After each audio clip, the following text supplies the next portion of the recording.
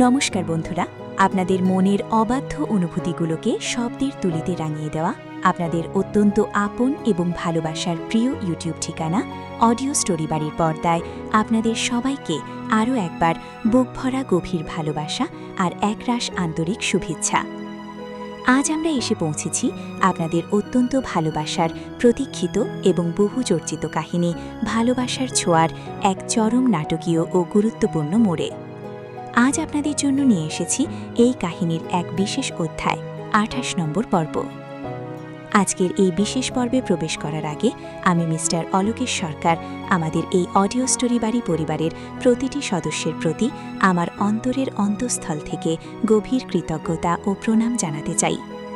বিগত ২৭টি পর্ব ধরে আপনারা যেভাবে আমাদের এই কাহিনীর প্রতিটি চরিত্রকে নিজেদের জীবনের অংশ বানিয়ে নিয়েছেন, যেভাবে তাদের সুখ দুঃখে নিজেদের ভাসিয়ে দিয়েছেন, তা সত্যিই আমাদের আপ্লুত করে। আপনাদের দেওয়া এক একটি লাইক, এক একটি মন ছোঁয়া মন্তব্য আমাদের এই দীর্ঘ পথ চলাকে প্রতি মুহূর্তে সার্থক করে তোলে। মাঝে মধ্যে গভীর রাতে যখন আমি একা বসে আপনাদের সেই সুন্দর আবেগপূর্ণ ও গঠনমূলক মতামতগুলো পড়ি, বিশ্বাস করুন আমার সমস্ত ক্লান্তি এক নিমিষে দূর হয়ে যায়। পরবর্তী পর্বটিকে আরও নিখুঁত, আরও জীবন্ত এবং আরও সুন্দর করে তোলার জন্য মনের ভেতরে এক অন্যরকম তাগিদ ও অনুপ্রেরণা খুঁজে পাই। গত পর্বে আমরা দেখেছি সম্পর্কের এক অদ্ভুত টানাপোড়েনের মাঝে দাঁড়িয়ে কিভাবে অভিক আর দুয়ার জীবন এক নতুন মোড় নিল। কিন্তু ভাগ্য কি সত্যি তাদের এই নতুন ভোরকে সহজে মেনে নেবে, নাকি নিয়তি তাদের দুজনের মাঝে আবার কোনো নতুন ভুল বোঝাবুঝির দেয়াল তুলে দেবে? ওদিকে মল্লিকা দেবীর সেই পাহাড় প্রমাণ চক্রান্তের জাল ছিঁড়ে তনু কি পারবে ঋষিরাজের সামনে নিজের সততা ও পবিত্রতা প্রমাণ করতে, নাকি সময়ের নিষ্ঠুর পরিহাসে ঋষির সেই বিশ্বাস চিরতরে হারিয়ে যাবে অন্ধকারের অতলে? অবিনাশবাবু আর দিয়ার জীবনে ধেয়ে আসা এই নতুন ঝড় কি সবকিছু ওলটপালট করে দেবে? মনের কোণে জমে থাকা এই হাজারো প্রশ্নের উত্তর খুঁজতে এক বুক আবেগ, চরম উৎকণ্ঠা আর টান টান উত্তেজনা নিয়ে চলুন সরাসরি প্রবেশ করা যাক আজকের মূল গল্পে, ভালোবাসার ছোঁয়া পর্ব ২৮। পুরো গল্প জুড়ে আপনাদের একাকিত্বের সঙ্গে হিসেবে, আপনাদের অনুভূতির প্রিয় বন্ধু হিসেবে আমি থাকব আপনাদের সাথে, এবং থাকবেন আপনাদের মিস্টার অলোকেশ সরকার। হেডফোনটি কানে গুঁজে নিন, বাইরের সমস্ত কোলাহলকে দূরে সরিয়ে দিন আর হারিয়ে যান ভালোবাসার এক অন্য মায়াবী জগতে। অফিসারের সাথে গাড়িতে যেতে যেতে তনু বলে, আপনি আগের দিন বলছিলেন এই কেসটার জন্য নাকি একজন নতুন অফিসারকে অ্যাপয়েন্ট করা হয়েছে, তা তিনি কি আজ সাইটে আসবেন? হ্যাঁ ম্যাডাম, স্যার মনে হয় এতক্ষণ ওখানে পৌঁছে গেছেন। কথা বলতে বলতেই তনুর গাড়ি নিউ টাউনের কাছে বিশাল বড় একটা বিল্ডিং এর সামনে এসে দাঁড়ায়। তনু গাড়ির ভিতর থেকে দেখতে পায় বিল্ডিং এর সামনে পুলিশের জিপ দাঁড়িয়ে আছে। তনু গাড়ি থেকে নেমে এগিয়ে যায়। পিছনে ওর গার্ডরাও যায়। পুলিশের জিপের সামনে গিয়ে দাঁড়াতেই একজন অফিসার পিছন দিকে ঘোরে। তনু ওনাকে দেখে কেমন একটু অবাক হয়, কেমন খুশিও হয়। ওর মুখে হাসি ফুটে ওঠে। ও বলে, আরে দাদা ভাই, তুই তুই কবে এলি? আমি তো আসিনি। সেই অফিসারও তনুর দিকে তাকিয়ে হেসে চোখের সানগ্লাসটা খোলে।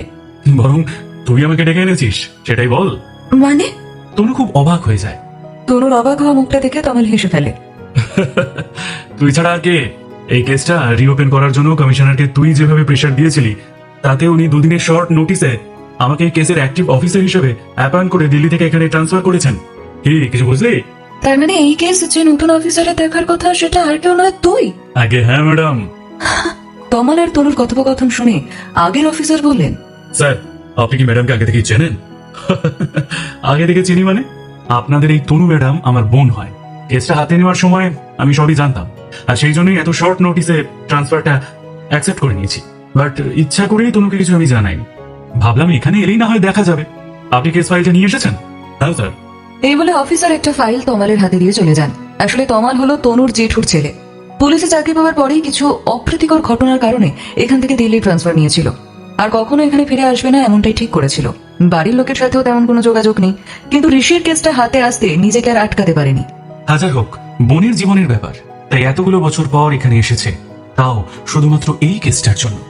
এখন তো তার মানে কলকাতাতেই থাকতে হবে তোকে। তা কোথায় উঠেছিস? জেঠুর বাড়িতে? না না, আমার ফ্ল্যাটে। কতদিন পর তোকে দেখছি রে দাদা ভাই, তুই একদম বদলে গেছিস। আমাদের কারোর কথা কি তোর একটু মনে পড়তো না দাদা ভাই? যোগাযোগ করে একদম বন্ধ করে দিলি কেন রে? যোগাযোগ রাখিনি মানে খোঁজ রাখিনি তা কিন্তু নয়। মোটামুটি সবার খোঁজ খবরই রাখতাম, ওই যতটুকু যা পাওয়া যায়। ঋষিরাজ মুখার্জি তো তোকে বিয়ে করেছে, সেটাও নিউজের মাধ্যমেই জেনেছিলাম। দূর থেকেই তোকে অনেক আশীর্বাদ করেছিলে। তারপর ঋষির অ্যাক্সিডেন্ট হয়েছে বলে তুই যে কোম্পানির নতুন এমডি হলি, সেটাও নিউজের মাধ্যমেই জানতে পারলাম।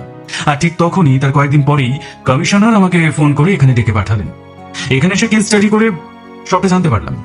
হ্যাঁ, হঠাৎ করে কি যা হয়ে গেল। পুলিশ বলছে এটা নাকি একটা অ্যাক্সিডেন্ট, কিন্তু জানিস দাদা ভাই, আমার মনে হয় এটা অ্যাক্সিডেন্ট নয়, এটা কোনো ষড়যন্ত্র। আমি যতটা স্টাডি করেছি তাতে আমারও তাই মনে হয়। তুই কেসটাকে রিওপেন করে খুব ভালো করেছিস রে।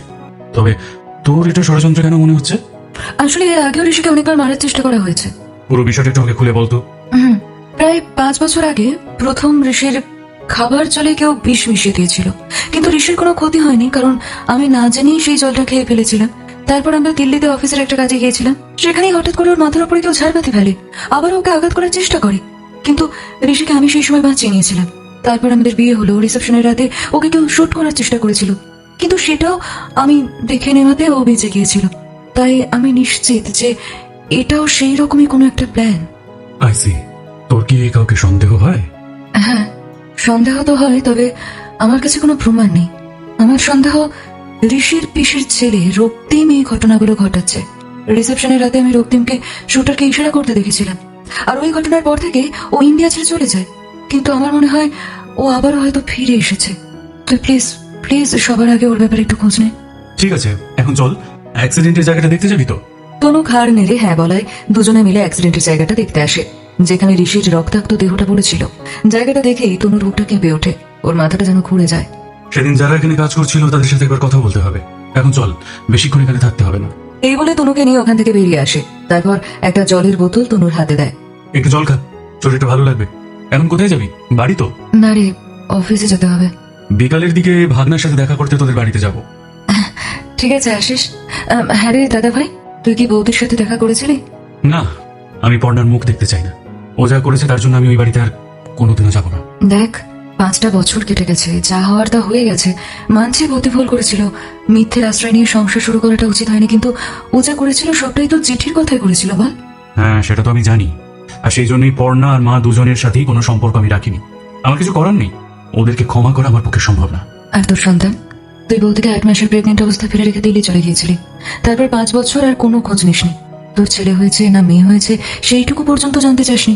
এটা কি তুই ঠিক করেছিস দাদা ভাই? তোদের ঝামেলার মধ্যে বাচ্চাটার কি দোষ বলতো? বাচ্চাটা আমার বলেই মাসে মাসে টাকা পাঠিয়ে দিই। এর থেকে বেশি আমার পক্ষে আর কিছু করা সম্ভব না। পর্ণা তো খুব ভালো করেই জানতো আমি ওকে ভালোবাসি না, আমি রিমিকে ভালোবাসতাম। তাও পর্ণা দিনের পর দিন মিথ্যে কথা রুটিয়ে আমাকে জোর করে বিয়ে করেছিল, আমাকে ড্রিঙ্কস করিয়ে ফিজিক্যাল রিলেশন করেছিল। আর এইসব কিছুতে দুর্ভাগ্যবশত আমার নিজের মা ইন্ধন দিয়েছিল। তাই সত্যি কথা বলতে ওই সন্তানের প্রতি না আমার কোনো টান নেই রে। কিন্তু বৌদি তো এখন নিজের ভুল বুঝতে পেরেছে। দিল্লি যাবার পর তুই তোর ফোন নাম্বারটা পাল্টে ফেললি, তাই হাজার চেষ্টা করেও বাড়ির কেউ তোর সাথে কোনো যোগাযোগ করতেই পারলো না। আচ্ছা, তোর কি একবারও বাচ্চাটার মুখ দেখতে ইচ্ছা করে না? আপনারা যারা নিয়মিত আমাদের পাশে থাকেন তাদের প্রতি আমাদের অনেক ভালোবাসা, কিন্তু আপনাদের লাইক আর সাবস্ক্রাইবের হার কমে যাওয়ায় আমরা বুঝতে পারছি না আমাদের গল্পগুলো আপনাদের কতটুকু ভালো লাগছে।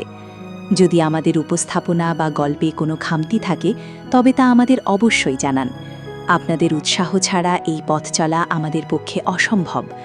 ভালো লাগলে চ্যানেলটির সাথেই থাকুন। আমাদের এই ছোট ছোট প্রচেষ্টাগুলো তখনই সার্থক হয় যখন আপনাদের ভালোবাসা আমাদের সাথে থাকে।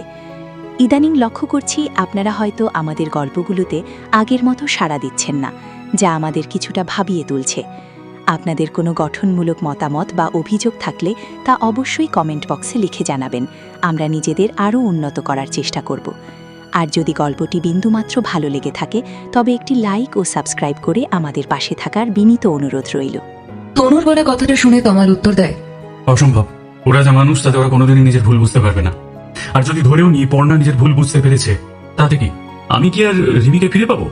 পর্ণাকে দেখলেই আমার রাগ হয়, ঘৃণা হয়। তাই শুধুমাত্র রক্তের সম্পর্কে বাবা হই বলেই প্রতি মাসে টাকা ট্রান্সফার করে দিই। দায়িত্ব পালন করছি আমি, কিন্তু আমার আর অন্য কোনো অনুভূতি নেই। কিন্তু দাদা ভাই, শুধু টাকা দিয়ে কি সন্তানের দায়িত্ব পালন করা যায়? একটা বাচ্চা সারা জীবন বাবার ভালোবাসা না পেয়ে কি করে বড় হবে? ধরে নে এটাই ওর ভাগ্য। এখন এসব কথা ছাড়, এই কেসটার ব্যাপারে আমাকে খুব তাড়াতাড়ি এগোতে হবে। তোর যদি আরো কিছু মনে হয় যেটা কেসটাই আমাকে সাহায্য করতে পারে তাহলে অবশ্যই আমাকে জানাবি। তুই কিন্তু ভুল করছিস দাদা ভাই। রিমিকে দেখ, বিয়ে করে সুখে শান্তিতে সংসার করছে, আর তুই নিজের জীবনটা কেমন বিক্ষিপ্ত করে রেখে দিয়েছিস। বৌদিকে আর কষ্ট দিস না রে দাদা ভাই। তাছাড়া ও তো এখন আর তোদের বাড়িতেও থাকে না। তুই চলে যাওয়ার পর জেঠি ওকে অপমান করে বাড়ি থেকে তাড়িয়ে দিয়েছিল। পারলে একবার অন্তত বৌদির সাথে দেখা করিস। তমাল আর কোনো কথা না বলে সোজা জিপে উঠে চলে যায়। তনু মনে মনে বলে, ভেবেছিলাম তোর ছেলের অসুস্থতার কথাটা তোকে জানাবো, কিন্তু তুই যে সন্তানকে মন থেকে মেনেই নিতে পারছিস না, যাকে দেখতেও চাস না, তার ব্যাপারে আর কি বা বলবো। তোর আর জেনে কাজ নেই যে তোর সন্তান কেমন আছে।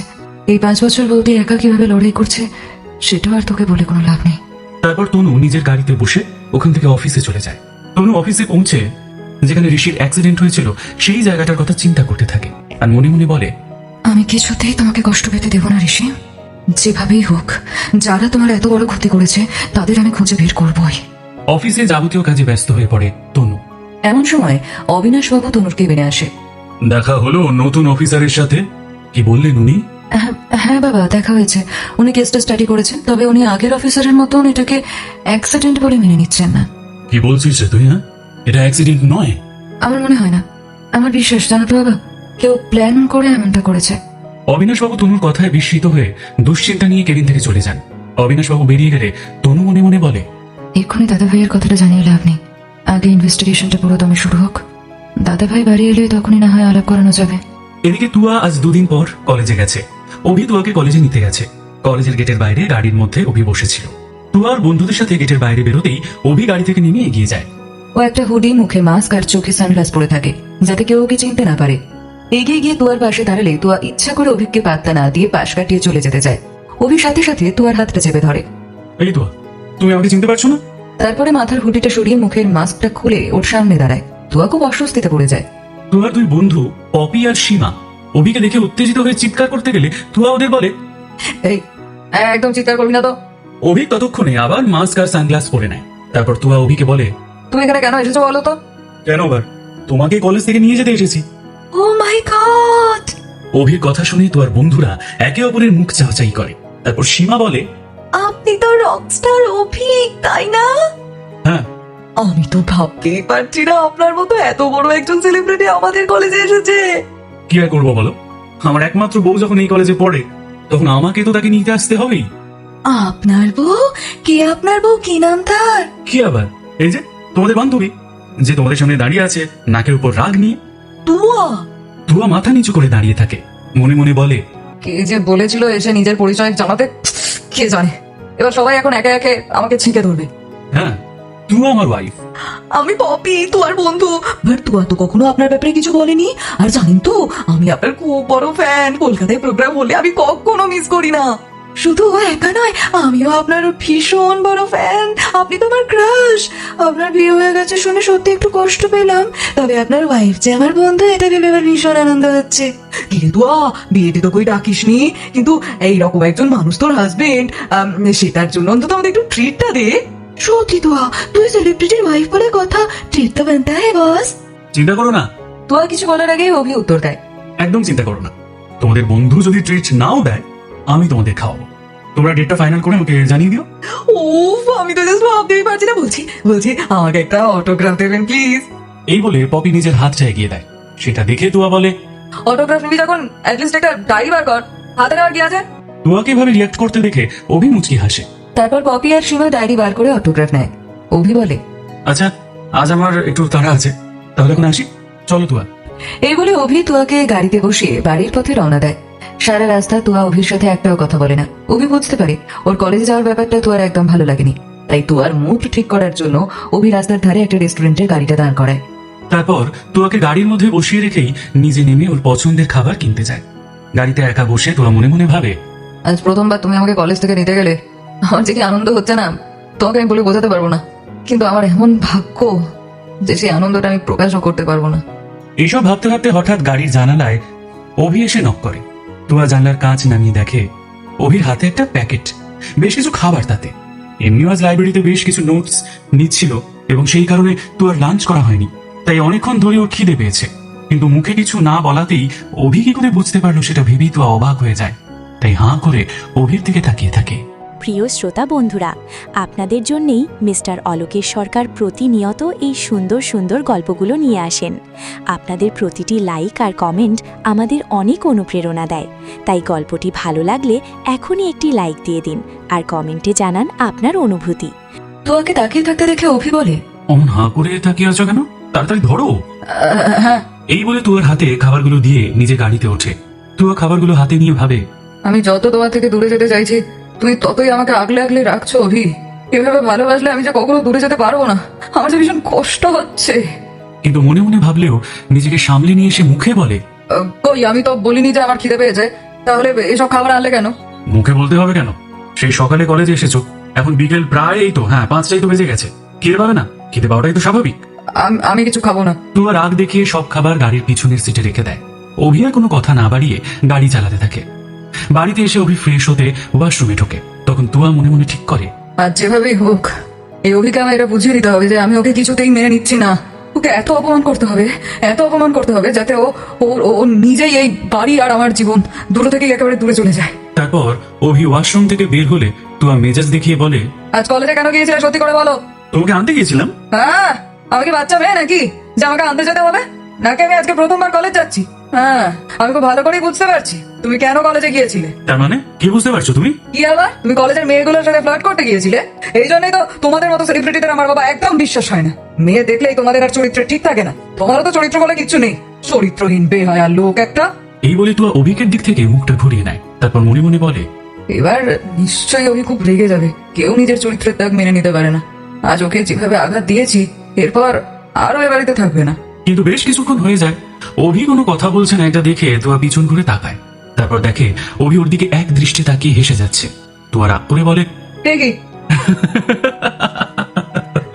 অভি মনে মনে জানে তো ইচ্ছা করে ঝগড়া বাঁধাতে চাইছে, তাই এমনটা বলছে। ম্যাডাম দেখছি জেলাস ফিল করছে। কে? অভির উত্তরে তুয়া থতমত খেয়ে যায়। মনে মনে ভাবে, এ কি রে বাবা, ও তো রাগ করলো না। আমি কি ভাবলাম আর কি হলো। হ্যাঁ। তারপর তুয়া রেগে ওয়াশরুমে চলে যায়। অভি হেসে বসে পড়ে। তারপর মনে মনে একটা প্ল্যান করে। তোমার ফোন থেকে ওর বাবাকে মেসেজ করে বলে দেয়, আমি আপনার সাথে দেখা করতে চাই। অভি আমার কথা সিরিয়াস ভাবে নিচ্ছে না। আমি বুঝতে পারছি না কি করব। আপনি কোনো একটা আইডিয়া দিন। অভি এটা লিখে পাঠিয়ে সেন্ড বক্স থেকে ডিলিট করে দেয়। কিছুক্ষণ পরেই একটা রিপ্লাই আসে। তাতে লেখা আছে, কাল দুপুর 1টার সময় আমাদের ফার্ম হাউসে চলে এসো। অভি যাতে তুয়ার কোনো সন্দেহ না হয় তাই মেসেজটা ওপেন করে না। ফোনটা রেখে হাসতে হাসতে ব্যালকনিতে চলে যায়। এদিকে তনু রক্তিমের কাছে এসে বলে, তোমার লজ্জা করে না? এখনো বড় গলায় কথা বলে যাচ্ছে একটা ক্রিমিনাল। তনু, মুখ সামলে কথা বলো। তোমার এত বড় সাহস, তুমি আমার ছেলেকে ক্রিমিনাল বলছো? ও একটা খুনি। লোককে খুন করতে দুবারও ভাবে না ও। তনু তুমি কিন্তু নিজের লিমিট একেবারে ক্রস করে যাচ্ছ। তমাল এসে রক্তিমের গালে একটা ঠাস করে চড় মারে। তনুকে লিমিট না শিখিয়ে নিজের দিকে তাকা। তনু, রক্তিম কি করেছে সেটা তো আগে বলো। রক্তিম কি করেনি সেটা তো আগে বলুন। বাবা, ঋষির উপরে আজ পর্যন্ত যতবার অ্যাটাক হয়েছে সেই সবকটা অ্যাটাক রক্তিম করিয়েছে। রক্তিম ঋষিকে মেরে ফেলতে চেয়েছে। কি বলছিস তুই এসব? ঋষির জলে বিষ মিশিয়ে দেওয়া থেকে ওর উপরে ঝাড়বাতি ফেলে দেওয়া সব ওর প্ল্যান। সেখানেও তনু ঋষিকে বাঁচায়। হ্যাঁ, এসব কবে হলো? এটা তো আমার জানা ছিল না। ঋষি আসলে জানাতে চাইনি আপনাকে। আপনারা চিন্তা করবেন সেই কারণে। মিথ্যে কথা বলছে। সব মিথ্যে কথা। আমি কিছু করিনি। তোমরা আমাকে ফাঁসাতে চাইছো। আমার কাছে সব প্রমাণ আছে। তমাল সবার সামনে কিছু ভিডিও ফুটেজ দেখায়। অবিনাশ বাবু রক্তিমের কাছে গিয়ে ওর গালে দুটো থাপ্পড় মেরে চিৎকার করে ওঠেন, ঋষি তোর কি ক্ষতি করেছে? হ্যাঁ, যে তুই ওকে মারার চেষ্টা করেছিস? ছেলেটা এখন প্রতিনিয়ত মৃত্যুর সাথে লড়াই করছে। কেন করেছিস এমন? কেন? বেশ করেছি। ঋষিকে আমি ঘেন্না করি, ঘেন্না সহ্য করতে পারি না। ঋষি সব পাবে, তাই না? সব পাবে। ঋষির নিজের এত বড় এম্পায়ার আছে, তারপরেও মুখার্জি বাড়ির সব সম্পত্তির মালিক একমাত্র ঋষি।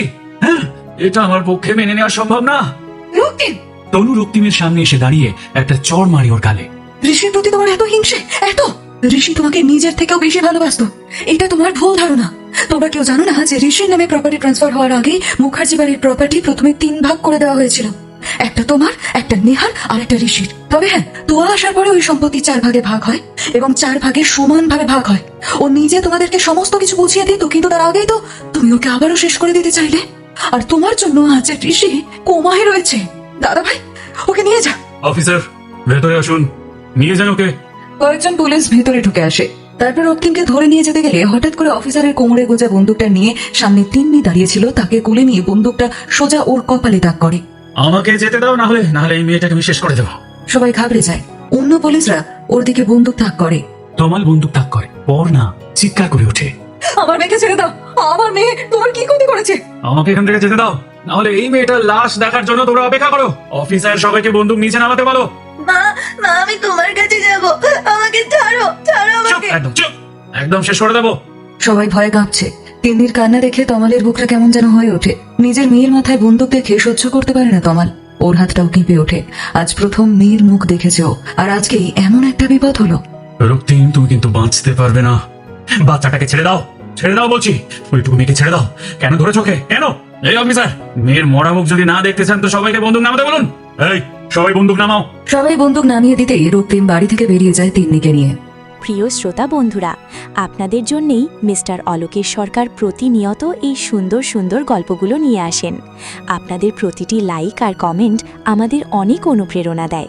তাই গল্পটি ভালো লাগলে এখনই একটি লাইক দিয়ে দিন আর কমেন্টে জানান আপনার অনুভূতি। তমাল ওর পিছন পিছন ছুটে একটা গাড়িতে বসে তিন্নিকে নিয়ে বেরিয়ে যায়। পর্ণা বাইরে এসে দেখে তিন্নিকে নিয়ে গেছে। অন্য অফিসাররা বেরিয়ে যায় রক্তিমের পিছনে। তনু গিয়ে পর্ণাকে ধরে। তমাল কাউকে ফোন করে। পর্ণা তনুকে ছেড়ে উঠে দাঁড়ায়। তারপর তমালের কাছে হাত জোর করে বলে, আমি জানি আমি অনেক অন্যায় করেছি। আমি তোমাকে ছোটবেলা থেকে ভালোবেসেছি। তাই যখন জানলাম তুমি রিমি বলে কাউকে ভালোবাসো এবং তাকে বিয়ে করবে, সেটা আমি মেনে নিতে পারিনি। তোমার মা রিমিকে পছন্দ করতো না, তাই আমি তোমাকে পাকা কথার দিন সবার সামনে তোমার নামে বদনাম রটিয়ে দিই। পাড়ার লোকেদের সামনে তুমি ছোট হয়ে গেছো শুধুমাত্র আমার জন্য। আমি তোমাকে বাধ্য করেছি আমাকে বিয়ে করার জন্য। এইসব কথা এখন বলে আর কি লাভ পড়না? আমাকে বলতে দাও, আমার জন্য এত কিছু হলো আর আমি কিনা শাস্তি পাবো না? এটা হয় নাকি? তুমি আমাকে স্ত্রীর অধিকার দিতে চাওনি, জানি সেটা। আমি তোমাকে ড্রিঙ্ক করিয়ে আমার সাথে সম্পর্ক স্থাপন করিয়েছি, কিন্তু তুমি সেটা মেনে নিতে পারোনি। তুমি যখন জানলে আমি প্রেগনেন্ট, তুমি জানিয়ে দিলে যে আমাকে বা আমার সন্তানকে কখনো মেনে নিতে পারবে না। আমি তখনও হেরে গেলাম। আমি পারলাম না তোমার ভালোবাসা জিতে নিতে। আমি জানি তুমি আমাকে ঘেন্না করো, তাই আমিও কখনো আর তোমার কাছে নিজের সন্তানের অধিকার চাইনি। জানি আমি এই সন্তানকে মেনে নেওয়া তোমার পক্ষে সম্ভব নয়। এই সন্তান তোমার কাম্য ছিল না। তুমি তো হুঁশেই ছিলে না। আমি তো তোমাকে ঠকিয়ে তোমার সাথে ফিজিক্যাল রিলেশন করেছি। দোষটা তো আমার। তাই এই সন্তানের কোনো দায় তোমার না। তাই সন্তানের দায়িত্ব সবটাই আমার। এই সন্তান শুধু আমার। আমি কখনো চাইনি যে তিনি জানুক তার বাবাকে। আমি জানতাম আজকে এটা অন্যের বাড়ি বলে তুমি হয়তো তেমন কিছু বলনি, কিন্তু আমি জানি এটা যদি অন্য জায়গা হতো তাহলে তুমি এর থেকেও খারাপ ব্যবহার করতে। তবু একটা অনুরোধ করছি, আমার বেঁচে থাকার একটাই সম্বল তিন্নি। ওর কিছু হয়ে গেলে আমি বাঁচবো না। আমি জানি তিনি মরে গেলে হয়তো তুমি বেশি খুশি হবে, কিন্তু কেন কেন এই কথাগুলো বলছো তুমি? আমি কেন খুশি হব? কেউ তোমাকে বলবে না তোমার একটা মেয়ে আছে, কিন্তু আমি ওকে হারাতে পারবো না। প্লিজ আমার মেয়েকে এনে দাও। আমি তোমাকে ডিভোর্স দিয়ে দেবো। তুমি যা বলবে আমি তাই করবো, কিন্তু আমার তিন্নিকে তুমি আমার কাছে ফিরিয়ে দাও। ও শুধু আমার সন্তান, আমার। প্লিজ আমার সন্তানকে বাঁচিয়ে দাও। তুমি তো পুলিশ, তুমি পুলিশ হিসেবে এই কর্তব্যটা পালন করো শুধু। আমি একজন পুলিশ অফিসার আর তিন্নি একটা বাচ্চা। একজন পুলিশ অফিসার হিসেবে আমার ওকে বাঁচানো কর্তব্য, আর আমি সেটাই করবো। তনু, ওকে নিয়ে ভিতরে যা। তনু পর্ণাকে নিয়ে ভেতরে যায়। পর্ণা ভেঙে পড়েছে। ওদিকে তমাল খুব তৎপরতার সঙ্গে গাড়ি নিয়ে বেরিয়ে যায়। সমস্ত চেকপোস্ট বন্ধ করে দেওয়া হয়েছে। সমস্ত ট্রাফিক পুলিশকে অ্যালার্ট করা হয়েছে। তমালের টিম পুলিশ ফোর্স প্রায় 6 ঘন্টা ধরে ওদের খুঁজেছে, কিন্তু রক্তিম বা মেয়ের কোনো খোঁজ পায়নি। রাত 11টা বাজে, এখনো কোনো খোঁজ পাইনি। তনু 2বার ফোন করেছে তমালকে। প্রথম তো তোমার ফোন ধরছিল না, পরে তোমালকে ফোনে পাওয়া যায়। হ্যালো হ্যালো, আমি তনু বলছি। বল। কোনো খোঁজ পেলে? একটা হিন্ট পেয়েছি, এখনো ঠিক করে কিছু বলতে পারছি না। ওদিকে সব ঠিক আছে তো? এইদিকে আর কি করে ঠিক থাকবে বলো? পর্ণার অবস্থা খুব খারাপ। ও প্রচন্ড ভেঙে পড়েছে। তোমাল আর এই কথায় কোনো উত্তর দেয় না। আমি বুঝি পর্ণাকে, মেয়েকে নিয়ে তো এখন ওর জীবন। আমি চারদিকে পুলিশ পোস্টিং করেছি, কলকাতা ছেড়ে যেতে দেবো না। ঠিক আছে, আমি এখন রাখছি। কোনো কিছু খোঁজ পেলে আমাকে জানিও। তমাল গাড়িটা একটা রাস্তার ধারে দাঁড় করিয়ে তনুর সঙ্গে কথা বলছিল। কথাগুলো শোনার পর তমালের কেমন যেন মনটা ফাঁকা হয়ে গেল। তারপর সেটা হেলান দিয়ে বসে তমাল ভাবে, বড্ড টায়ার্ড লাগছে আমার। বারবার পড়নার কথাগুলো মনে পড়ছে। যখন থেকে তমাল গাড়ি নিয়ে বেরিয়ে গেছে, মনের মধ্যে তখন থেকে অনেক কিছু চলছে। বারবার ওর পর্ণার কথাগুলো মনে পড়ছে। আমি কি সত্যি তিন্নি মরে গেলে খুশি হব? না না, আমি নিজের সন্তানের মৃত্যু কামনা কখনোই করিনি, কিন্তু পর্ণা যেটা করেছিল সেটা ক্ষমা করার যোগ্য না। আমি তো নিজের ইচ্ছাতে পর্ণার সাথে সম্পর্ক করিনি, তাই ওই সন্তানের পৃথিবীতে আসার দায় আমার কি করে হতে পারে? আমার রাগ করার যথেষ্ট কারণ আছে বই কি। রিমির সাথে 5 বছরের সম্পর্ক, শুধুমাত্র পর্ণার জন্যই ভেঙে গেছে ওই সম্পর্ক।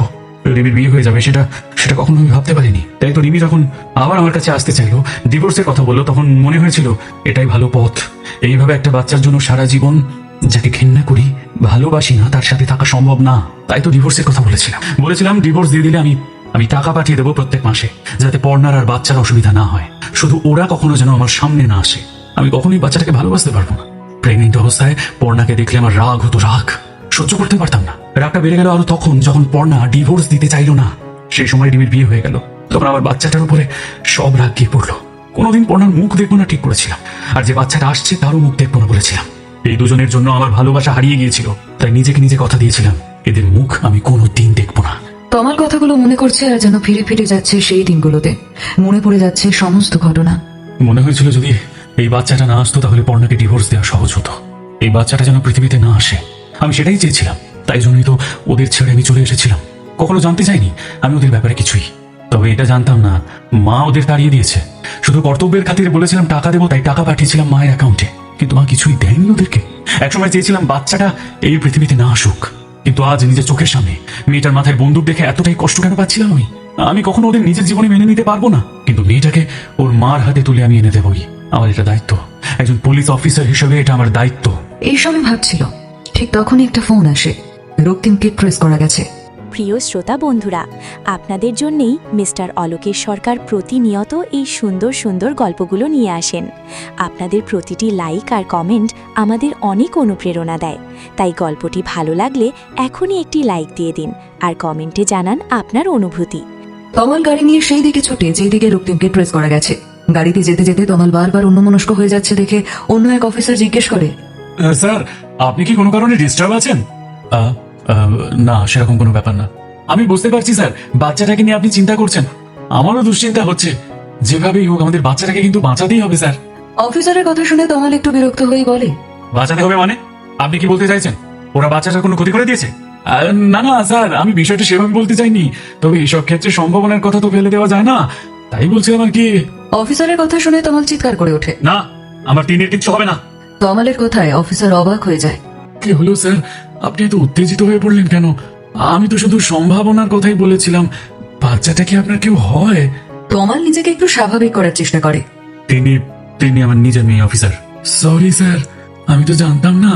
আপনি প্লিজ শান্ত হয়ে বসুন, আমরা আর কিচ্ছু হতে দেবো না স্যার।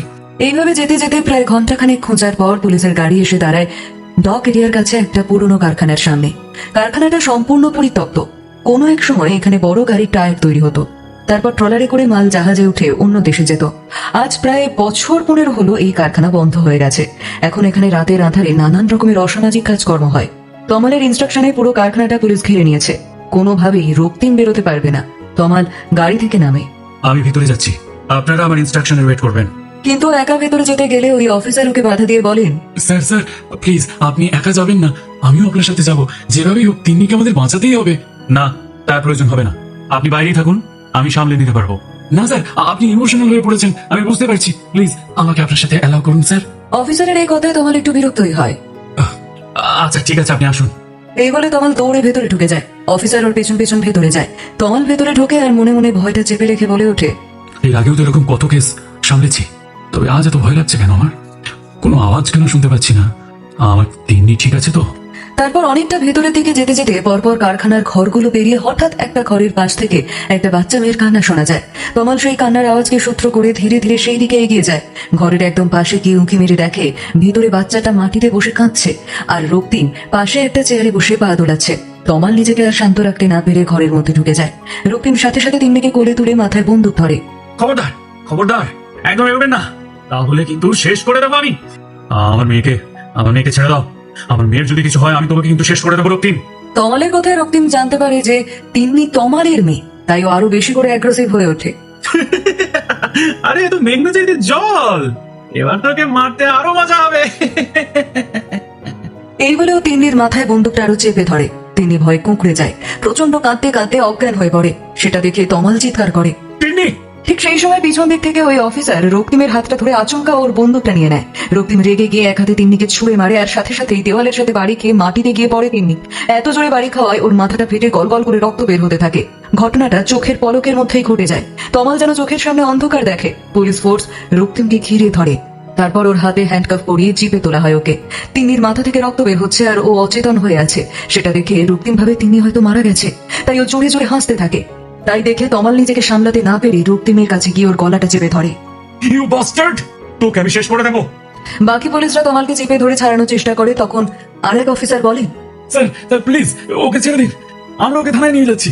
আপনি তিন্নিকে দেখুন, আগে ওকে হসপিটালে নিয়ে যান আপনি, ওটা বেশি জরুরি, প্লিজ স্যার। তারপর তমাল নিজেকে সামলে নেয় আর ছুটে গিয়ে তিন্নিকে কোলে তুলে নিয়ে হসপিটালের জন্য বেরিয়ে যায়। আর বাকি পুলিশরা রক্তিমকে থানায় নিয়ে যায়। তমাল গাড়িতে বসে নিজের পকেট থেকে রুমাল বের করে তিন্নির মাথাটা চেপে বেঁধে দেয়, ওকে বুকের মধ্যে জড়িয়ে ধরে। তমালের ইউনিফর্ম পুরো রক্তে ভেসে যাচ্ছে। পাশে যে ড্রাইভার গাড়ি চালাচ্ছে তমাল তাকে বলে, প্লিজ প্লিজ একটু তাড়াতাড়ি চালান, আমাদের যেভাবেই হোক তিন্নিকে বাঁচাতেই হবে, আমাদের হাতে বেশি সময় নেই। গাড়ি ছুটতে থাকে হাওয়ার গতিতে আর তমাল মনে মনে ঈশ্বরকে স্মরণ করতে থাকে। হে ভগবান, একদিন আমি তোমাকে বলেছিলাম যাতে এই বাচ্চাটা পৃথিবীতে না আসে। আমি জানি আমি অনেক বড় অন্যায় করেছি, কিন্তু সেই শাস্তি তুমি আজকে আমাকে দিও না। আমার কোল থেকে ওকে কেড়ে নিও না ভগবান। আমি নিষ্ঠুর হতে পারি, কিন্তু তুমি তো নিষ্ঠুর নয় ভগবান। আমি হাত জোর করছি, আমাকে আমার সন্তানের প্রাণ ভিক্ষা চাইছি তোমার কাছে। আমার কর্মের শাস্তি তুমি আমাকে দাও, কিন্তু আমার সন্তানকে সুস্থ করে দাও। মিনিট 15-র মধ্যে ওরা হসপিটালে চলে আসে আর তারপর তাড়াতাড়ি করে তিন্নিকে ভর্তি করিয়ে দেয়। তমাল তনুকে ফোন করে হসপিটালে আসতে বলে। কিছুক্ষণের মধ্যেই তনু পর্ণাকে নিয়ে হসপিটালে চলে আসে। তমাল তখন ওটির সামনে দাঁড়িয়ে অপেক্ষা করছে। তনু এগিয়ে যায়। এসব কি করে হলো দাদা ভাই? তমাল ওদের সমস্ত ঘটনা পুঙ্খানুপুঙ্খ বর্ণনা করে। সবটা শুনে পর্ণা নিজেকে সামলাতে না পেরে চেয়ারের উপর মাথা ঘুরে পড়ে যায়। তনু তাড়াতাড়ি ব্যাগ থেকে জল বের করে পর্ণার চোখে মুখে জল ছিটিয়ে দেয়, ওর জ্ঞান ফিরিয়ে আনে। তারপর ওর কাছে এসে বসে। এখন ভেঙে পড়ার সময় নয়, প্লিজ নিজেকে সামলাও বৌদি। হে ভগবান, তুমি আমাকে কি শাস্তি দিচ্ছ? আমি দোষ করেছি, সারা জীবন আমি অন্যায় করেছি, আমি মিথ্যে কথা বলেছি। তুমি আমাকে শাস্তি দাও, আমাকে মেরে ফেলো, কিন্তু আমার মেয়েকে কেড়ে নিও না। আমার মেয়ের তো কোনো দোষ নেই। আমার মেয়ে চলে গেলে আমি বাঁচতে পারবো না। ওকে ছাড়া আমার কেউ নেই ভগবান। পর্ণা কথাগুলো বলছে আর চিৎকার করে কাঁদছে। তনু ওকে একা সামলাতে পারছে না। যে ভয়টা করছিল সেটাই হয়ে গেল। তমাল মনে মনে বলে, আমি পারলাম না আমার মেয়েকে বাঁচাতে, আমি ব্যর্থ। কিছুক্ষণ পর ওটির লাইটটা নিভে যায়। তারপর ডক্টর বেরিয়ে এসে বলেন, দেখুন স্যার, বাচ্চাটার অবস্থা কিন্তু খুব একটা ভালো না। মাথায় অনেকগুলো স্টিচ পড়েছে, কিন্তু আমরা এটাও দেখলাম যে ওর হার্টের একটা প্রবলেম আছে। প্রিয় শ্রোতা বন্ধুরা, আপনাদের জন্যেই মিস্টার অলোকেশ সরকার প্রতিনিয়ত এই সুন্দর সুন্দর গল্পগুলো নিয়ে আসেন। আপনাদের প্রতিটি লাইক আর কমেন্ট আমাদের অনেক অনুপ্রেরণা দেয়। তাই গল্পটি ভালো লাগলে এখনই একটি লাইক দিয়ে দিন আর কমেন্টে জানান আপনার অনুভূতি। পরের দিন সকালে অভি ঘুম থেকে উঠে দেখে তুয়া পাশে ঘুমোচ্ছে। ওর ঘুমন্ত শান্ত মুখটা দেখে কিছুক্ষণ তাকিয়ে থাকে। তারপর মনে মনে বলে, তুমি এভাবেই সারা জীবন যাতে নিশ্চিন্তে আমার কাছে থাকতে পারো, আর সেই ব্যবস্থাই আমি করব। বাবা কেন তোমাকে ব্ল্যাকমেল করছে, কি বিষয়ে এত ভয় দেখাচ্ছে, সেটা আজ আমাকে জানতেই হবে। তারপর তুয়ার কপালে ঠোঁট ছুঁয়ে পাশ থেকে উঠে যায়। কিছুক্ষণের মধ্যেই রেডি হয়ে ও বেরিয়ে যায়। তুই একটু বেলায় রেডি হয়ে সন্দীপ বাবুর সাথে দেখা করতে বেরোয়। রাস্তায় যেতে যেতে ও মনে মনে ভাবে, হঠাৎ অভির বাবা আমাকে ফার্ম হাউসে কেন ডাকলেন? নিশ্চয়ই অভিকে এই বাড়ি থেকে বের করে দেওয়ার জন্য তাড়া দেবেন। কিন্তু আমি কি করবো? আমি যে অভিকে আর কষ্ট দিতে পারছি না এভাবে। গাড়ি যেতে থাকে ফার্ম হাউসের দিকে। তোরা চোখ বন্ধ করে মনের ভিতর নানান হিসেব কষতে থাকে। অন্যদিকে অভি সকাল সকাল ফার্ম হাউসে চলে এসেছে। অভির মা মৌমিতা দেবীও ফার্ম হাউসে এসেছেন। অভি ওনাকে ফোন করে ডেকে পাঠিয়েছিল। উনি ফার্ম হাউসে ঢুকেই ছেলেকে দেখতে পেয়ে বলেন, কি ব্যাপার, সকালবেলা হঠাৎ কাউকে কিছু না জানিয়ে এখানে আসতে বললি কেন? আমি জানি সকাল সকাল আমি ফোন করব, এটা তুমি আশা করনি, তাই তো? সত্যি বলতে তুই যা আমাকে নিজে থেকে ফোন করবি, দেখা করতে চাইবি আলাদা করে, এটা আমি ভাবতে পারিনি। বিষয়টা শুধু আমার হলে হয়তো আমি তোমাকে ডাকতাম না, কিন্তু এখানে তুয়া জড়িয়ে আছে, তাই তোমাকে ডাকতে বাধ্য হলাম। তুয়া? কি হয়েছে তোর? ও ভালো আছে তো? আপাতত ভালো নেই, তবে যাতে ভবিষ্যতে ভালো থাকে আজ সেই ব্যবস্থাই করেছি আমি। আমি মেয়েটার চোখে তোর জন্য ভালোবাসা দেখেছি অভি। তবে তুই সেদিন ওভাবে বিয়েটা না করলেই পারতিস। তুই তো অনেক আগেই ওকে বলে দিতে পারতিস যে তুই ওকে ভালোবাসিস। আমি জানি তো আমাকে ভালোবাসে, ও আমার সাথেই থাকতে চায়, কিন্তু আমাদের সুখের জীবনে যে ব্যক্তি কাঁটা হয়ে দাঁড়াচ্ছে আজ তারই মুখোশ খুলবো, তাই তোমাকেও এখানে ডেকেছি। তুই কার কথা বলছিস? তোদের জীবনে বাধা হয়ে দাঁড়াচ্ছে মানে? একটু ধৈর্য ধরো, একটু পরেই সব বুঝতে পারবে। তারপর অভি ওর মাকে নিয়ে একটা ঘরের মধ্যে ঢুকে যায়। কয়েক মিনিট পরেই ওরা গাড়ির শব্দ শুনতে পায়। জানলা দিয়ে ওকে মেরে দেখে সন্দীপ বাবু এসে গেছেন। ওরা দুজনে ঘরের মধ্যে থেকে দরজার আড়াল দিয়ে সন্দীপ বাবুকে ড্রয়িং রুমে এসে বসতে দেখে। আর ঠিক তার 5 মিনিটের মাথায় তুয়াও চলে আসে। তুয়াকে দেখে মৌমিতা দেবী অবাক হয়ে ছেলের দিকে তাকিয়ে ইশারায় কিছু একটা বলতে চায়, কিন্তু অভি ওর মাকে চুপ করে শুধু দেখতে বলে। তুয়া ঘরে ঢুকে বলে, বলুন কি বলবেন? বলবে তো তুমি, কারণ এতদিন হয়ে গেল, এখনো তুমি অভিকে তোমার বাড়ি থেকে তাড়াতে পারলে না। কি করবো বলুন? আমি তো চেষ্টা করেছি, কিন্তু অভি আমার কোনো কথাকে সিরিয়াসলি নিচ্ছেই না। ও ভাবছে আমি ওর ওপর অভিমান করে এসব বলছি। অভির মতো তুমিও দেখছি আমার কথা সিরিয়াসলি নিচ্ছ না। দিব্যি অভির সাথে সংসার করছো। তুমি কি ভেবেছো তোমার নাটক আমি বুঝতে পারছি না? আমি কোনো নাটক করছি না। নিজের মনের মধ্যে যে কতটা পাথর চেপে রেখে অভিকে প্রত্যেক দিন আমি ওই বাড়ি থেকে বেরিয়ে যেতে বলছি, সেটা শুধু আমি জানি। কিন্তু এর থেকে বেশি কিছু করে তো ওকে আমি কষ্ট দিতে পারবো না। বেশ বেশ বেশ, তোমাকে আর কষ্ট দিতে হবে না। তাহলে এবার যা করার আমি করব। মানে কি করবেন আপনি? আরে দেখোই না। সন্দীপ বাবু সোফা থেকে উঠে দাঁড়িয়ে তুয়ার কাছে গিয়ে জোরে জোরে হাসেন। কেন তুয়া, তুমি তো জানো আমি কি করতে পারি। বেশি কিছু না, অভি যে আমার আর মৌমিতার সন্তান নয়, বরং মৌমিতার বান্ধবীর অবৈধ সন্তান, যার বাপের কোনো পরিচয় নেই, সেই কথাটা এবার মিডিয়াকে জানিয়ে দেবো। তখন সারা দুনিয়া জানতে পারবে সুপারস্টার রকস্টার অভিক বেজন্মা। আর তারপরে অভি নিজের পরিচয় জানতে পেরে নিজেকেই ঘৃণা করবে। এসব কিছু, এত নাম যশ প্রতিপত্তি সম্মান এক নিমিষে ধুলোয় মিশে যাবে। আর সেটা মেনে নিতে না পেরে তোমার অভি ধ্বংস হয়ে যাবে। একটু একটু করে বাঁচার ইচ্ছেটা ওর নষ্ট হয়ে যাবে, ও নিজেকে শেষ করে দেবে। না, সন্দীপ বাবুর মুখে এই ভয়ঙ্কর কথাগুলো শুনে তোমার মুখ চোখ ম্লান হয়ে যায়। ও ভয় চিৎকার করে ওঠে। আপনি এমন কিছু করবেন না। আমি আমি আপনার দুটি পায়ে পড়ি। এই বলে সবে সন্দীপ বাবুর পা দুটো ধরতে যাবে, এমন সময় পাশের ঘর থেকে অভি আর মৌমিতা দেবী বেরিয়ে আসে। মৌমিতা দেবী হাততালি দিতে থাকেন। সেটা দেখে তুয়া আর সন্দীপ বাবু দুজনেই চমকে ওঠে। মৌমিতা দেবী বলেন, বাহ বাহ বাহ, অপূর্ব! তোমার মুখ থেকে এই কথাগুলো শুনে আমার জীবন তো সার্থক হয়ে গেল। তোমরা এখানে? অবাক হলে, তাই তো? কিন্তু এখানে না আসলে যে জানতেই পারতাম না এত বছর ধরে যার সাথে ঘর করছিলাম সেই মানুষটা ঠিক কতটা নীচ, কতটা স্বার্থপর। এই দেখো, যেটা বোঝো না সেটা নিয়ে কথা বলো না। আমি তোমার মতো লোকের কথা বুঝতেও চাই না। যে নিজের ছেলেকে অন্য কারোর অবৈধ সন্তান বলতে পারে, সে আর যাই হোক কখনো বাবা হতে পারে না। তুয়া আর অভিকে আলাদা করার জন্য তুমি এইরকম একটা মিথ্যে কথা বলতে পারলে? তোমার লজ্জা করলো না? তুমি আমার মাতৃত্বকে এভাবে ছোট করলে, নিজের ছেলেকে তুমি বেজন্মা বললে। মৌমিতা দেবীর কথায় তুয়া একেবারে অবাক হয়ে যায়। ও সন্দীপ বাবুর দিকে তাকিয়ে মনে মনে ভাবে, উনি এতদিন আমাকে যা বলেছেন তার মানে সব মিথ্যে, সব বানানো কথা। বাবা হয়ে নিজের সন্তানের সম্পর্কে এই সমস্ত কথা বলতে পারলে? তখনই মৌমিতা দেবী তুয়াকে কাছে টেনে নেন। তোয়া, শোনো, এই মানুষটা তোমাকে যা যা বলেছে তার প্রত্যেকটা অক্ষর মিথ্যে। অভি আমার আর দুর্ভাগ্যবশত এই মানুষটার সন্তান। এই মানুষটা অভির জীবন থেকে তোমাকে সরিয়ে দেবে বলে এই ষড়যন্ত্রটা করেছে।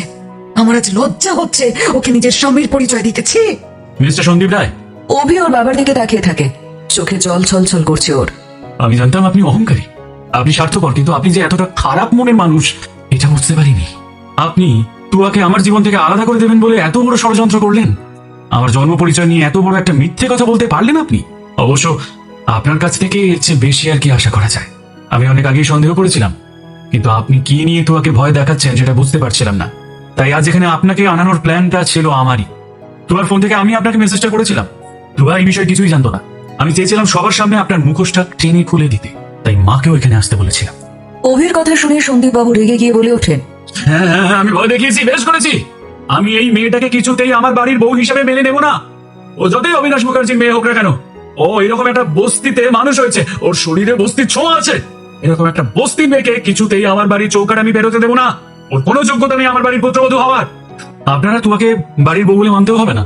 তুয়া আমার স্ত্রী, এই পরিচয়টাই ওর জন্য যথেষ্ট। তাছাড়া আপনি তো বলেই দিলেন আমি আপনার সন্তান নয়, আমি একটা অবৈধ সন্তান। তা যেখানে আপনি নিজেই আমাকে ছেলে হিসেবে মেনে নিচ্ছেন না, সেখানে আপনাকে বাবা বলে সম্বোধন করার কোনো কারণ তো আমিও বুঝে পাচ্ছি না। তাই আজ থেকে আমি আর আপনার সাথে কোনো সম্পর্ক রাখবো না। আপনিও আমার জীবনে আর কোনো রকম হস্তক্ষেপ করবেন না। বাকি রইল আমার ক্যারিয়ার। আপনার যা ইচ্ছে আপনি তাই করতে পারেন, নষ্ট করে দিতে চাইলে করে দিন, আমি আপনাকে কোনো কিছুতেই বাধা দেব না। এই বলে অভি তোয়ার হাতটা ধরে ওখান থেকে চলে যায়। তোয়া চুপচাপ পুরো বিষয়টা দেখে কিছু না বলেই অভির সাথে বেরিয়ে যায়। মৌমিতা দেবীও কোনো কথা না বলে ছেলের পিছন পিছন বেরিয়ে চলে যায়।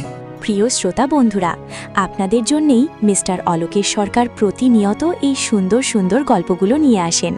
আপনাদের প্রতিটি লাইক আর কমেন্ট আমাদের অনেক অনুপ্রেরণা দেয়। তাই গল্পটি ভালো লাগলে এখনই একটি লাইক দিয়ে দিন আর কমেন্টে জানান আপনার অনুভূতি। তুয়া বাড়িতে এসেছে প্রায় 2 ঘন্টা হয়ে গেছে। অভিকও তুয়ার সঙ্গেই বাড়ি এসেছে। আসার পর থেকেই অভিক ওর সাথে কথা বলছে না, কেমন যেন একটা মুখ গোমড়া করে রয়েছে। তুয়া বুঝতে পারে কিন্তু কথা বলার সাহস পায় না। তুয়া ঘরে এসে দেখে অভিক ব্যালকনিতে গিয়ে বসে আছে। তুয়া ধীরে ধীরে অভিকের কাছে যায়, অভিকের পাশে বসে। আমার উপরে রাগ করে আছো? তোমার কি মনে হয়? আমার কি মনে হয় সেটা পরে বলছি। আমি যেটা জিজ্ঞেস করছি তোমাকে সেটার উত্তর আগে দাও না। হুম। কি হলো মানে বলো, তুমি আমাকে এড়িয়ে এড়িয়ে চলছো নাকি? আমি খেয়াল করেছি জানো তো এটা। দেখো আমার কিন্তু এই জিনিসটা ভালো লাগে না। যদি কিছু হয় বা আমি যদি কিছু বলে থাকি সেটা আমাকে সরাসরি বলো, কিন্তু এরকম চুপ করে বসে থাকা না আমার মোটেই ভালো লাগছে না। তোমার কি মনে হয় তুমি যেটা করেছো সেটা ঠিক করেছো? কি করেছি আমি? তুমি কি করেছো তুমি জানো না? সন্দীপ রায় তোমাকে ভয় দেখাচ্ছে, সেটা আমাকে একবার বলতে পারোনি তুমি? তো চুপ করে থাকে, অভিকের কথায় কোনো উত্তর দেয় না। কি হলো চুপ করে রইলে যে? কবে থেকে এটা শুরু হয়েছে? এবারে তো সবকিছু খুলে বলো। তোমার বোনের বিয়ের দিন থেকে। এতদিন ধরে চলছে আর তুমি তুমি আমাকে জানালে না? কিভাবে বলবো সেটাই তো বুঝতে পারিনি। আচ্ছা, অভিক তোমার হাতের উপরে হাত রাখে। আমি কি এতটাই অযোগ্য যে আমাকে কথাটা বলা গেল না? আরে দূর বাবা, এভাবে কেন বলছো তুমি? তুমি বললে বোনের বিয়ের দিন হয়েছে, তুমি তো আমাদের সঙ্গেই ছিলে। কখন ঘটলো এই ঘটনা? যখন তুমি আমাকে প্রপোজ করলে ওই সময়, তোমার কাছে যাওয়ার ঠিক আগেই উনি আমাকে ডেকেছিলেন। অভিক কথাগুলো শুনে অবাক হয়ে যায়। তো মনে মনে ঠিক করে আজও অভিককে সবকিছু বলে দেবে। অভিককে তো সবকিছু বলে দেয়। ওর বাবাকে কি বলেছিল সবকিছু, তারপর থেকে যা যা হয়েছে সবকিছুই ওকে বলে দেয়। অভিকের বাবা যে তোমাকে বাধ্য করেছিল আবিরকে বিয়ে করতে সেটাও বলে দেয়। তুমি এই কারণে আবিরকে বিয়ে করতে চেয়েছিলে?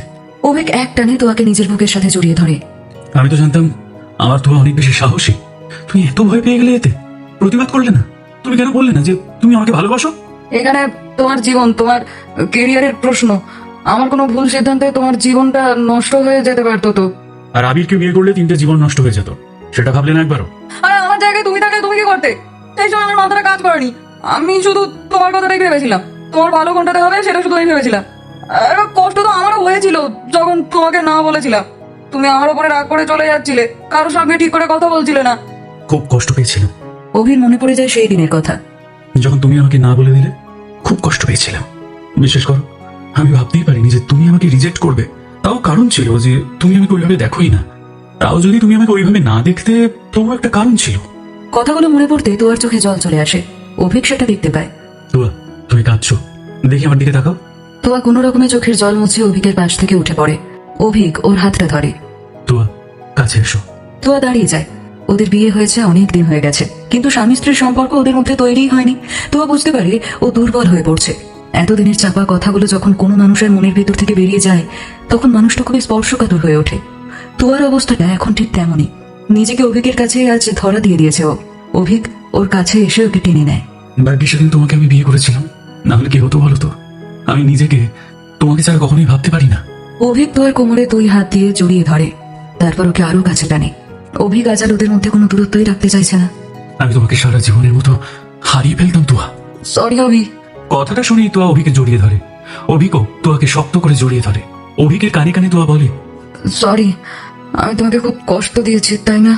হ্যাঁ, একটু কষ্ট পেয়েছি বটে, এর জন্য তোমাকে শাস্তি পেতে হবে। কি শাস্তি দেবে? যা শাস্তি দেবে আমি মাথা পেতে নেব। সত্যি তো? হ্যাঁ সত্যি। অভিক তোয়াকে কোলে তুলে নিয়ে ঘরে এসে বিছানায় শুয়ে দেয়। তোয়া লজ্জা পেয়ে যায়। কি কি কি করছো তুমি? বললাম না, অভিক তোয়ার ঠোঁটের উপরে আঙুল চেপে ধরে। তোমাকে যা শাস্তি দেবো সেটা পেতে হবে। কথাটা বলেই অভিক তোয়ার কপালে একটা বিশ্বাসের স্পর্শ ছুঁয়ে দেয়। তোয়া অভিকের হাতটা চেপে ধরে। অভিক ধীরে ধীরে গালে, নাকে, চোখে কিস করতে করতে তোয়ার ঠোঁট স্পর্শ করে। তোয়া অভিকে জড়িয়ে ধরে।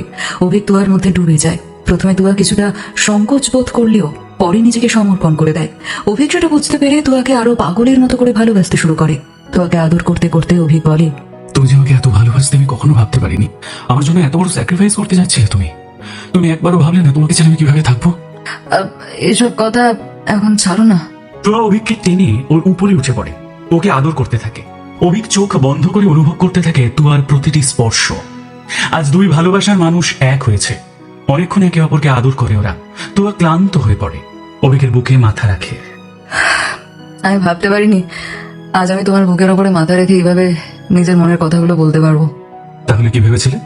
কথাটা বলেই অভিক তোমার মুখের কাছে নিজের মুখটা নামিয়ে ঠোঁটে ঠোঁট রেখে অনেকক্ষণ ধরে কিস করে। তারপর তুয়া যখন নিজের ঠোঁট সরিয়ে নেয়, অভিক তুয়ার বুকের মধ্যে নিজের মুখ গুজে দেয়। তুয়া খুব আদুরে গলায় বলে, অভিক কি হচ্ছে কি? কেন, আমার কি তোমাকে আদর করতে ইচ্ছে করে না? তুমি কি করেছো একবার দেখো তো। অভিক তুয়ার কাঁধে, গলায়, বুকে বিভিন্ন জায়গায় দাগ করে দিয়েছে। তুয়ার কথায় অভিক এবার ওর শরীরটাকে ভালো করে দেখছে। তুয়া বলে, কি দেখছো তুমি? তোমাকে তোমাকে আর কত ভালোভাবে আদর করা যায় সেটাই বোঝার চেষ্টা করছি। দেখ। কথাটা বলে অভিক তুয়ার গলায় দাঁত দিয়ে আলতো করে কামড়ে দেয়। তুমি আর খুব দুষ্ট হয়েছো। একটা কথা দেবে? অভিক তুয়ার দিকে তাকায়। আমাকে ছেড়ে কোথাও চলে যাবে না তো তুমি? কোনোদিনও তোমাকে আমি ছেড়ে যাবো না। আমি ভাবতে পারিনি, জানো তো, নিজের বাবা কখনো ছেলের নামে এত বড় একটা মিথ্যে কথা বলতে পারে। আমি জানি, অভিক তোমার মাথায় হাত বোলায়। আমি সবই জানি। নিজের স্বার্থের জন্য উনি সব করতে পারেন। ছাড়ো, তুমি আমার আরেকটা কথা রাখবে। বলো কি কথা? আজকের পর থেকে কোনো কথা তুমি আমার কাছ থেকে আর লুকোবে না, আর আমিও কখনো কিছু তোমার কাছ থেকে লুকোবো না। আচ্ছা ঠিক আছে, কথা দিলাম আমি কখনো কোনো কিছু লুকোবো না তোমার কাছে। I love you Toya. I love you too Avik. আমি তোমাকে খুব ভালোবাসি। বিশ্বাস করো, কখনো আশা করিনি তোমাকে আমি পাবো, জানো তো। কিন্তু যেদিন তুমি আমায় বললে তুমি আমায় ভালোবাসো, সেদিন আমার থেকে বেশি খুশি আর কেউ হয়নি। সেদিন আমি মনে মনে তোমাকে গ্রহণ করেই নিয়েছিলাম, কিন্তু কষ্ট করে নিজেকে আটকে রেখেছিলাম। আমার জন্য তুমি অনেক কষ্ট পেয়েছো না অভিক? আমার জন্যই তোমাকে আমার থেকে দূরে চলে যেতে হয়েছিল। আবার পুরনো কথা বলছে। আমি বারণ করেছি না? আর পুরনো কথা নিয়ে আমরা আলোচনা করব না। আজ থেকে আমাদের নতুন জীবন শুরু হয়েছে। তোমাকে আমি খুব ভালোবাসি তোয়া, খুব ভালোবাসি। আমি জানি তো, জানি জানি, আর আমি তোমাকে খুব বিশ্বাস করি, বিশ্বাস করো। আজকের মতো এখানেই শেষ হলো আমাদের অত্যন্ত ভালোবাসার কাহিনী, ভালোবাসার ছোঁয়ার 28 নম্বর পর্ব। সম্পর্কের এই অদ্ভুত গোলকধাঁধায় দাঁড়িয়ে ঋষিরাজ, তনু, তুয়া আর অভিকের জীবনার যে মোড় নিল, তা সত্যিই আমাদের মনকে এক অদ্ভুত ভাবনায় ডুবিয়ে দেয়। নিয়তি আগামী দিনে তাদের কোন ঠিকানায় নিয়ে দাঁড় করাবে তা জানতে আমাদের অপেক্ষা করতে হবে পরবর্তী পর্বের জন্য। মাঝে মধ্যে জীবনের কিছু গল্প আমাদের নিজেদের জীবনের খুব কাছাকাছি এসে দাঁড়ায়, তাই না? আজকের এই 28 নম্বর পর্বটি আপনাদের মনের কোন কোনকে স্পর্শ করল, গল্পের কোন মোড়টি আপনাদের সবচেয়ে বেশি ভাবিয়ে তুলল, তা নিচে কমেন্ট করে আমাকে জানাতে একদম ভুলবেন না। আপনাদের এক একটি সুন্দর মন্তব্য পড়ার জন্য আমি গভীর রাত পর্যন্ত অধীর আগ্রহে অপেক্ষা করে থাকি। যদি আজকের এই পর্বটি আপনাদের সত্যিই ভালো লেগে থাকে, তবে গল্পটিতে একটি ছোট্ট লাইক দিয়ে দেবেন। আপনাদের দেওয়াই একটি ছোট্ট লাইক আমাদের এই অডিও স্টোরি বাড়ি পরিবারকে ইউটিউবের দরবারে আরও অনেক নতুন মানুষের কাছে পৌঁছে দিতে এক বিশাল সাহায্য করে।